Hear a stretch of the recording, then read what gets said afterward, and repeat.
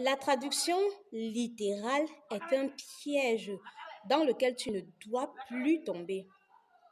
Il est vrai qu'il y a des phrases qui se traduisent de manière littérale en anglais comme en français, mais dans la plupart des cas, il est bien de trouver ce qu'on appelle la correspondance en anglais.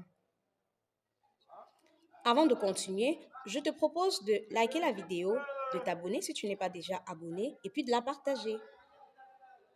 Alors, le piège dans lequel la plupart des débutants tombent, c'est de faire la traduction littérale du français à l'anglais. C'est pourquoi j'entends dans la plupart des cas pour les débutants dire lorsqu'ils font le premier cours, qui est un cours essentiellement de présentation, j'ai 20 ans, I have 20 years old. Au lieu de dire plutôt I am 20 years old, ou bien, comme je vous l'ai déjà enseigné, I am 20.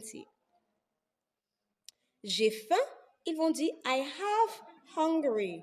Ce n'est pas correct. Bien que I have veut dire avoir, j'ai, I have. Mais non, ça ne se dit pas I have hungry. I am hungry. J'ai soif, I am thirsty. Il y a comme cela un ensemble de constructions que la plupart des francophones vont utiliser dans une traduction littérale qui n'est pas juste. Fais attention.